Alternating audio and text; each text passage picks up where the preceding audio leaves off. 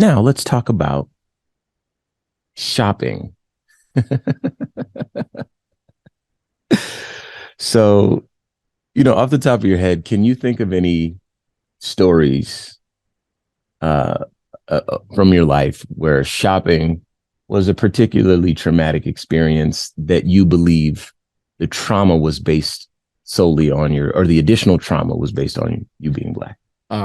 For some of our listeners, I don't want to insult them by making this some singular occurrence that stood out in my head from the one time it happened. Like, of course, all the time. All the time, yeah. There's a movie when I was younger that was written, directed, and produced, I believe, by Eddie Murphy called Boomerang. And I remember there was a massive uproar in Hollywood and in the media because it was a movie about executives, like advertising executives, and in the fashion and like fragrances and in that whole world, and none of the main characters are white, and people were like really insulted and angered by it.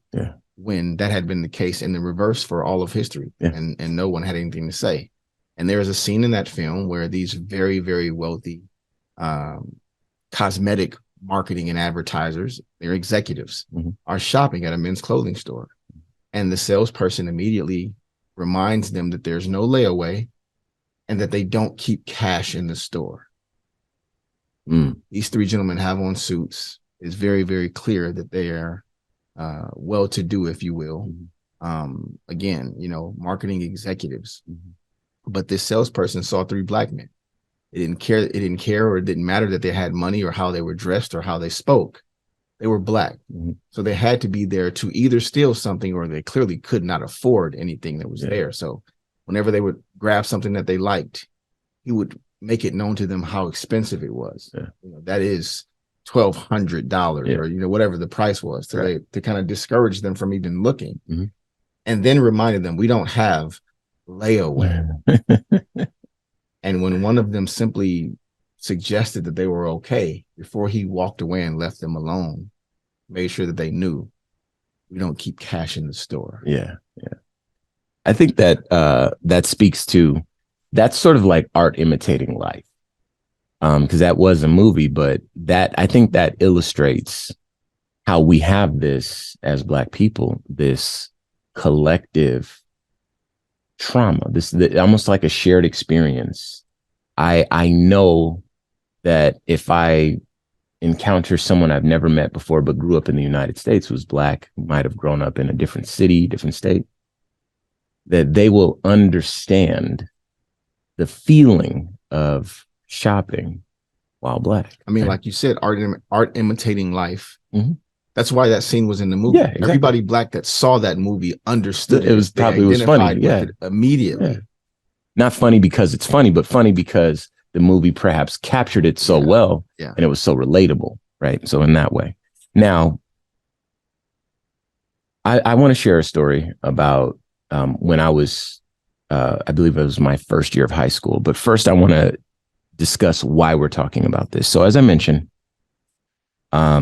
there is a video that has gone viral, and the Black Information Network actually covered the story. So I'll read a bit about the story just to kind of bring you, the listener, up to speed on what kind of triggered this whole show, these stereotypes, right? So I'll read a bit. Bed Bath & Beyond is facing online backlash after staff at an Ohio store called the police on a Black couple and accused them of shoplifting because they had too many, quote, high-ticket items in their cart. Footage posted by Lamar Richards on June 16th shows him and his boyfriend confronting store employees at a location in Toledo while a police officer is present. And this is him talking, quote, "I'd like to understand why police were called. That's very simple. Why were the police called with the three Black people thinking that we were shoplifting?" he asked a female worker. He goes on to say, "I paid $600 for my things, so obviously I didn't shoplift. I want to understand why you thought I was shoplifting." And then the staff member says, "If there's a big purchase item, there's usually a question. We just want to make sure." Richard said, "Okay, usually a question, I can understand that. But police being called, I can't understand that." So we obviously we saw this video and we recognize that feeling that Richards and his partner were having in that moment. I believe there was a comment that he made that was very similar to the scene that you just described in Boomerang Q, where he says to the Richard says to the employee at the Bed Bath and Beyond, he says to her, "I paid for this with a debit card, not with a credit card, using money that I earned with my degree." That was a statement. That I earned from my job. with yeah, exactly. With my degree. That's a bar. That's a bar, ain't it? And you know, for other people that feel like, oh, you know, it's just a misunderstanding. Oh, these people exist, Q. I see your face. I'm sure they do. The problem is you'd have to be able to provide me a counterexample. Mm-hmm. Yeah, that's what to present it to me as a misunderstanding. Sure. And I know you can't because it doesn't happen. Right. But these people exist. And so for those people in your world, our listener, maybe you recognize that this is a thing, but maybe the people around you don't. Okay? And the people that you have conversations with and trying to help us tell our stories. So for the people that think that it might just be a misunderstanding, don't make a big deal out of it. Why are you filming? Why are you recording? Clearly, we're just protecting our interest. We didn't know it was an honest mistake, that sort of stuff, right? Because people feel this way. Those people are not looking beyond the incident that is in front of them. Those people are not realizing that indeed it is a lifetime of having that sort of monkey on your back, in a manner of speaking, that nervousness when shopping through or walking through a store shopping. You know the craziest thing, just a real quick example, the craziest thing for me is when I go into a store hoping to find something and I don't find what I'm wanting and I have to leave the store empty-handed. It plagues me constantly. The reason for that is because if I go into the store and I don't find what I want and I have to leave the store empty-handed, I still, at 40 years old, have that constant companion, that fear, that trauma that says they're going to think I came in here to steal something. The really, really sad and really infuriating truth to what you just said is as soon as you said it, my stomach started hurting. Because you understand. I know exactly. I knew your why without you having to even express it. And it's that way with going into a store and not buying. It's that way when getting poor service and still feeling obligated to tip. Yep. You know, it is a, you know, that, like you said, that companion that's always with us, where we have to make these decisions through this prism that is so incredibly unfair, so incredibly frustrating, but so incredibly ever present. It's constant. Yeah. Yeah. So let me give you an example. Once upon a time, this is mind you, I have a ton of examples, but this one was very scary for me. Very, very scary for me. First, let me give you a little bit of background. If you're new to this show, you may not know this. My father was a minister. I don't say that because I believe it's necessarily virtuous.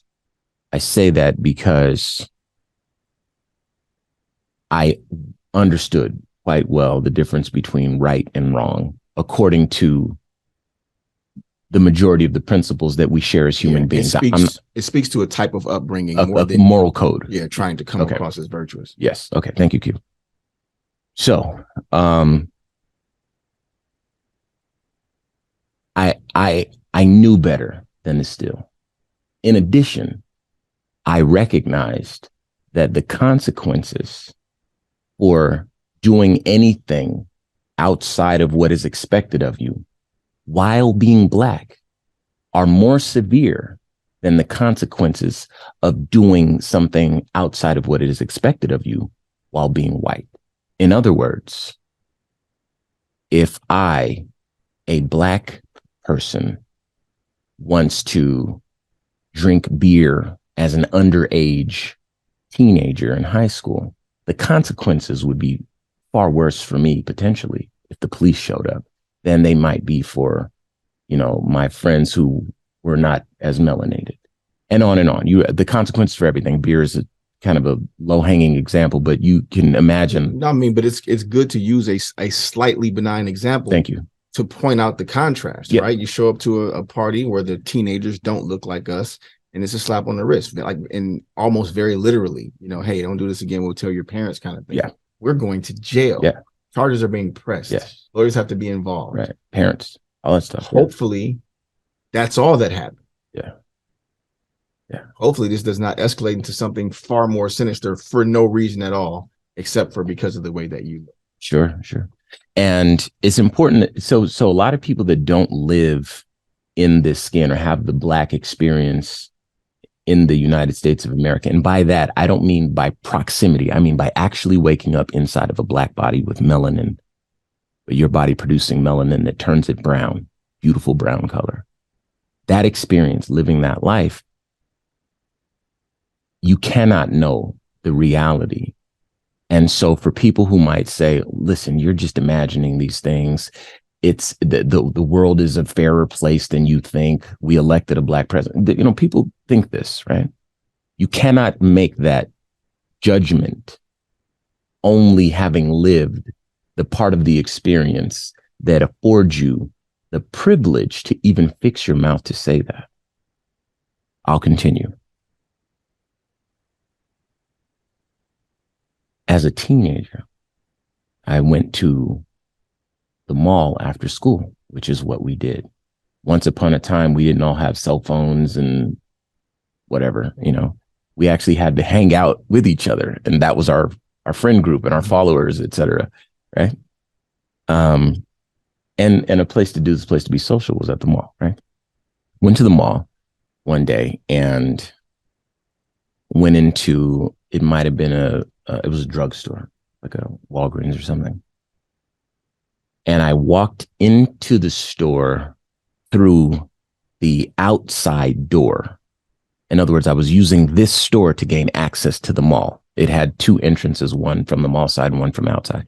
So I'm coming in from the outside. Walked into the store just fine. But mind you, I just got out of school, so I have my backpack on. I'm walking through the store. Remember, I'm not buying anything. I'm just going into the mall. And when I get to the front of the store, the alarm thing beeps. And I've been through some really tense moments in my life. I've had to come to terms with my own mortality. I have not been that scared maybe 4 or 5 times ever. Because when that alarm beeped, those people got to manhandling me and they were yelling and screaming. And I didn't know what was going on because, of course, I didn't steal anything. I mean, just to give you the end of the story, I didn't steal anything. But the way that they approached me as though I was already convicted of the capital murder, you know what I mean? Like they wrestled me. I'm physically not a big person. I was much smaller when I was in school. I was a child still. I might have been 14, ninth grade, they're, and these are men, the mall security, that sort of person. I don't remember if it was police or not, but it might have been because there were so many people there. And they pushed me over the counter after they took my backpack, and they had my hands behind my back and they were just holding me. I didn't get handcuffed or anything, but they were holding me there. And it was so aggressive. And then my friends that I was with, they were powerless because remember, they're children too. So they're standing on the other side. And they're thinking the worst. They're like, oh my God, Ramses got caught stealing in the store. How did he steal anything? We just walked through the store.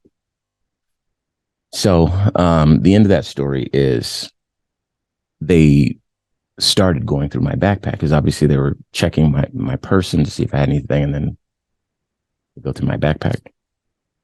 And then they take out, they first looked at my backpack. There's nothing in my backpack except homework and like pencils and stuff. So they're putting everything, they put the backpack through the beeping machine or whatever to see if the shoplifting gate, I guess. And then my backpack beeped. I remember that. And then they started taking my backpack, everything out of it. So the big zipper and then the little tiny zipper, and they're putting everything through to try to figure out what was beeping the thing. Then they took out, there used to be these notebook holders, and they were like kind of like trapper keepers sort of things. It's basically would hold all your homework and your notes and everything from your different classes. They took out my trapper keeper thing, and they held that through the Ramses is saying trapper keeper thing because that is from a generation prior. Yeah, you may not know. Most of us know what a trapper keeper is. I'm watching his face as he's trying to describe a thing that has a name. Folder. It'd be like saying, a Coca-Cola thing. Like, no, just a Coke. Yeah. It's a trapper keeper. Yeah, that's what I had. Anyway, so they held it through the machine or the gate thing, and they beeped. So then they zipped it open, and it's trapper keeper, and it's like kept everything safe. So they zipped it. It was basically like a folder or a briefcase, but for kids, right? Opened it up. I had to explain it. Opened it up. And it still had that tag that causes the gates to beep in it. Now, you could visibly look at it and see that it was worn. It was well used. I had it maybe I had it all that year. But I suspect because I didn't grow up with a lot of money, if the stuff still was working, let it ride, I probably had it for a few years. But that little sticker that causes the alarm to beep was still in the folder. And so when I initially purchased it, because my mom purchased it for me to go to school, it had it in there and they never took it off. Right. So that at 14 years old confirmed exactly what it was that I thought might happen if I was suspected of shoplifting. Call the authorities. It's a 4-alarm fire. Let's get everybody down here. There's a criminal, and they don't come to the table with, hey, this might be a misunderstanding, like they do, because I've seen this happen at affluent department stores, because I shop in places like this. The built-in benefit of the doubt for everyone else is triggering. Yeah. Excuse me, ma'am, we must have forgotten to take something off of one of your items. Can we check that out and make sure that you're okay? Even if that person is suspected of stealing, you spare them the humiliation. That person is stealing. Yeah, you spare them the humiliation. And in my case, they were hurting me. I'll never forget that. Like I was that afraid. In that moment, I somehow disappointed my mother, my family, my friends, my community. I always tried to do the right thing. I always tried to be a good person. I'm not going to say that I've always been perfect. I've had to learn what it means to be a man. Yeah, that's called growing up. But perfect is not even a word that I can use for anything I've ever done throughout my entire existence. Somebody called me perfect before, it made me cringe. Yeah, that's fair. Yeah, we are learning. We ain't that over here. But listen, watch this. I think this example and your example also shows how the point I'm trying to make, which is I had to learn, despite having a strong moral code and an upbringing, kind of knowing more or less what was right from wrong. I had to learn what it meant to be a good man. Yeah, I had to learn, and oftentimes we don't have the grace as Black men to be able to learn, to make a mistake and learn from it. We're held to a standard of adults when we're children. And treated like adults. Yeah, that's because two things are true. One is that criminal element is baked in if you look like us. Right. So the reason why you're not given any grace is because you're not making a mistake. You're being a criminal. That's what you are. That's who you are. So you're doing what it's in your nature to be that. Right. You know what I mean? And we're assumed to also always be poor. I thought of an example while you were telling your story, just to make this as quick as I possibly can, when I was shopping for my car. Yes. The car that I have now. Yeah. And I remember I was asking all of these questions, and the guy said to me in these words, so I ended up, of course, not buying a car from him. You're asking all these questions, sir. Can you even afford this car? No. And I was like, wow. Now, of course, I didn't wear a suit to the car dealership, but to be petty, I did screenshot my account balance at the time. And it's just so happened that this was this way. I don't want anybody to read into this. I had enough money in my account that day to buy the car cash. So, it's a nice car. The sales, very nice car. The sales manager at that dealership got a screenshot of my account balance. I did not have that kind of money for real. But that day, the account balance was popping. Yeah. And I got to send that screenshot to that sales manager. As you can imagine, he was very upset and did a lot to try to win my business back, but it was too late because I knew the only reason this person assumed I couldn't afford this car was because I look like Q. Mm. I think Q is a good looking man. I appreciate you, brother. Yes, sir. Likewise. Listen up. We got a lot more here. We're going to take a pause for the cause. Wild black, man. That's stereotypes, man. They really do have real world impacts. We're going to talk more about it in just a second.